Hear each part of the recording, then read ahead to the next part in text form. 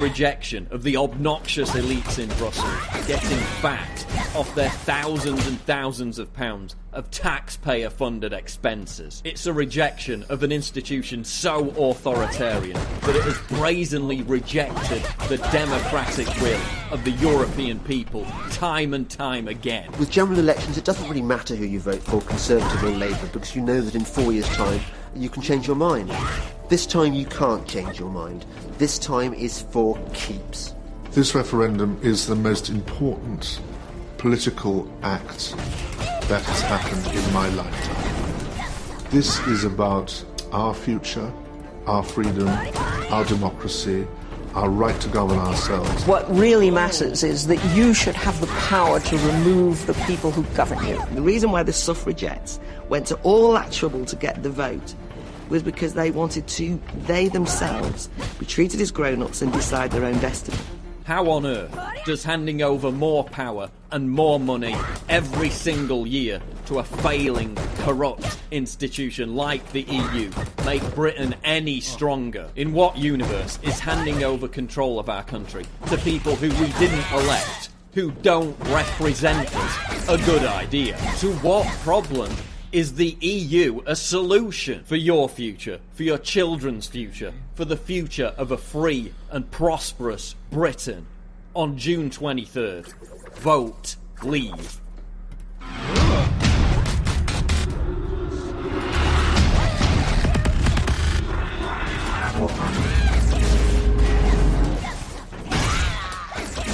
Hey, I have time for this.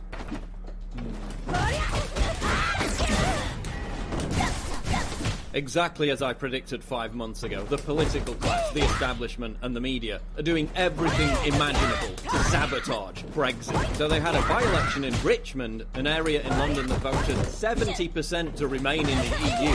And imagine my shock, the pro-Remain candidate won. First off, when are we having a second by-election? I mean, that's how you want it, right? Just keep making everyone vote again and again until you get the result you want. But then the media came out and hailed it as a stunning reversal of Brexit sentiment across the entire country. Right, so 20,000 posh twats in Britain represents the country better than 17.4 million Brexit voters.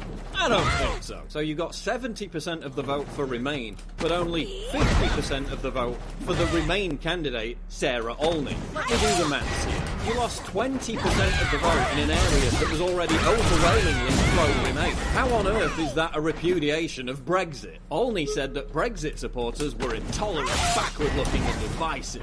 Regurgitation of the narrative that anyone who voted for Leave is a racist bigot who just hates immigrants. Isn't it interesting that Olney and her supporters like to virtue signal about how tolerant and pro-diversity they are, while choosing to live in the whitest area of London possible? Yeah, if you're so convinced about the wonderful cultural enrichment that mass immigration brings, why do you reside in the area with the least number of immigrants? Pretty racist, if you ask me. And while we're on the subject of intolerance, it's Vote Remain supporters who have been the most intolerant of Brexit voters, disowning them, smearing them, publicly shaming them, attacking them in the street, wishing deadly illnesses upon their babies. Olney also said that she would, quote, vote to override the referendum result. So let me get this straight. Your party has the word Democrats in its name, yet you're talking about overriding the democratic will of the British people. Yeah, that's not very democratic. Olney had to be dragged off the air by her spin doctor during a radio show because she made a complete tit out of herself, proving she knew nothing about the EU. There was no clear manifesto for what happened to, you know, our membership of the single market or what. Yes, there was. The Remain campaign said we were going to leave the single market. Yes, they did. They repeated it. Every single leading member of the Remain campaign said a vote to leave the EU was a vote to leave the single market. Nothing unclear about that at all. I'm really sorry, but Sarah only has to leave now. No, she doesn't. Sarah, if you want to be elected Member of Parliament, I think you should probably be able to answer some simple questions about your policy. Can you get Sarah back on the line, please? Sorry about that. We waited an hour.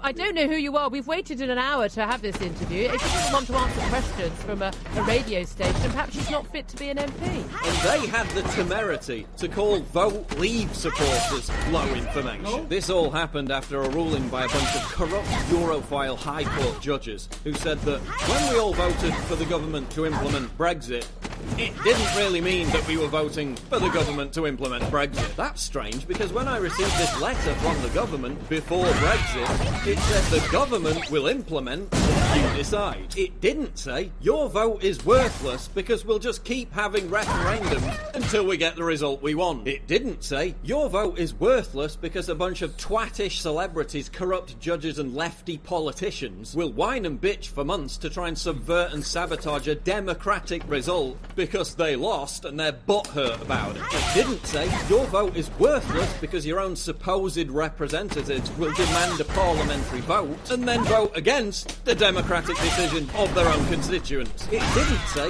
your vote is worthless because we'll insert endless amendments to water it down to the point where it's unrecognisable from what you thought you were voting on in the first place. And now we're about to have another bunch of corrupt Europhile judges tell us once again that our vote meant nothing, while the media lectures us to not be mean to the corrupt Europhile judges, while Remain pressure groups celebrate the High Court ruling as a victory for parliamentary sovereignty, as they support the very entity, the EU, that has completely eviscerated parliamentary sovereignty, while Remain pressure groups literally call themselves the People's Challenge, while shitting all over the will of the people, while super wealthy elitists like Gina Miller swoop in to save the country from the baying Brexit mob. What part of the word leave don't you understand? The baying Brexit mob being poor people across the country who have lost their jobs and seen their communities crippled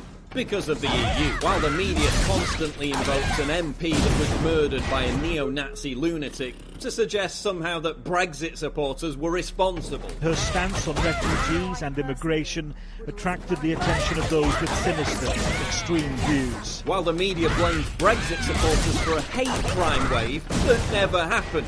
Hate crime prosecutions actually fell, while the BBC and Sky News compete with each other to see who can suck the most globalist dick, while Tony fucking Blair, the war criminal, rises from whatever godforsaken crypt he's been hiding in to scorn the silly plebs for daring to defy the globalists who know what's best for them, while thousands of libtards, the same ones who protested against Blair's bloodletting, crowd the streets to virtue signal about how we need to remain in the EU because love or something.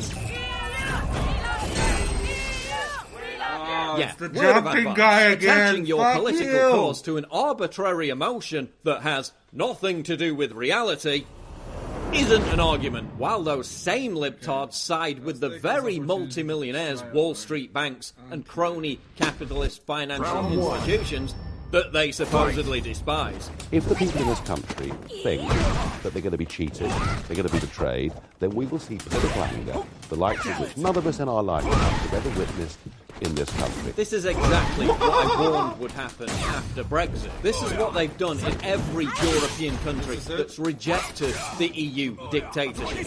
Just keep making them vote again and again and again. Just keep pounding them over the head with rulings, judgments and delays. Just keep pounding them with hysteria about the dreadful apocalypse that will befall any country that dares to reclaim its national sovereignty. Just keep browbeating them into submission. Well, we're not going to submit, as Nigel Farage said. If this Tory government doesn't deliver Brexit, the political class is in for a seismic shock. Things are going to be different this time. We're done putting up with your crap. There's a populist revolution sweeping the West in America, Italy, France, Germany, Holland, and we're not going to let you stand in the way.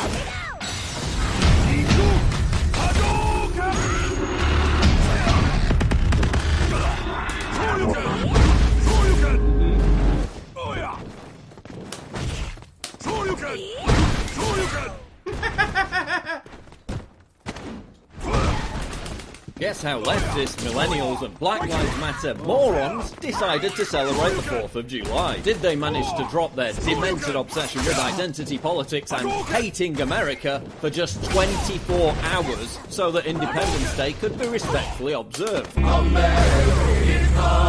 And it's a no. They hijacked the occasion to make hashtag America was never great trend on Twitter. America was never great. It was founded on imperialism, genocide and slavery. People from my continent came and stole the land. For that, I'm sorry. Well, if you bothered to pay any attention at school, America was founded on a revolt against imperialism. That's why they celebrate July the 4th. Genocide. Oh, you mean genocide against Native American tribes, all of whom were committing genocide against each other long before white people ever showed up. Genocide is the intentional slaughter of people. If whites committed genocide by bringing diseases to which Native Americans weren't immune, then people in Central Asia were responsible for the genocide of whites when the Black Plague hit Europe. That's not genocide. Slavery. America abolished slavery in 1865. In 2016, there are still 46 million people enslaved around the world. 18 million in India, 660,000 in sub-Saharan Africa. You don't give a shit about those people, though, do you? The Islamic slave trade was far more brutal and lasted for much longer than slavery in the US. The Islamic slave trade was responsible for the deaths of 112 million black people.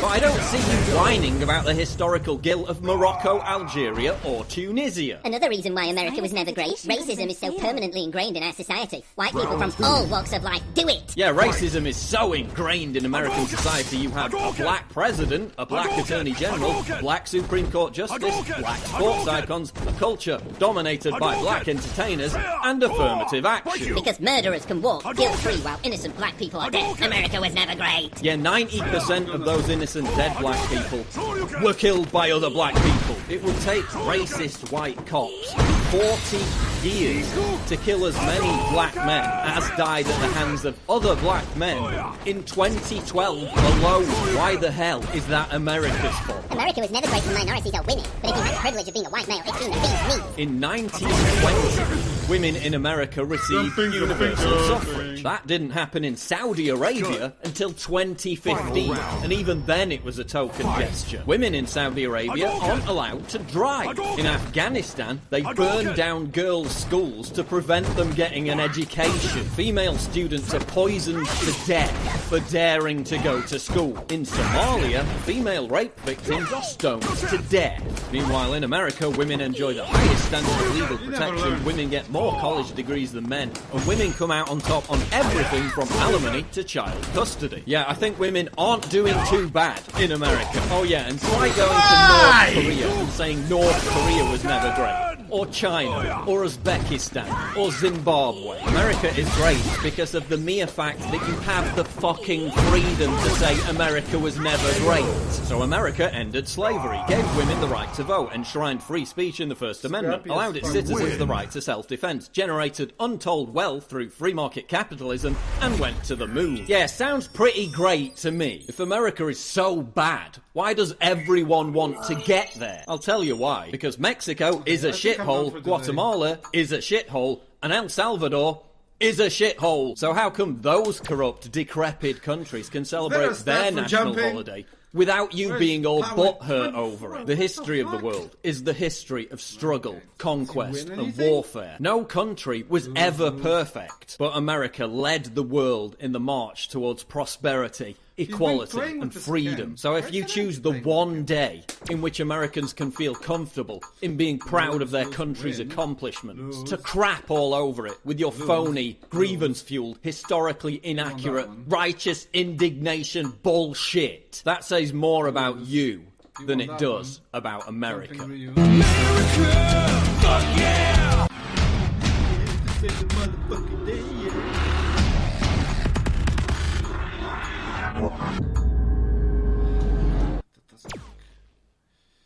It's not even working for him. Why does he do this?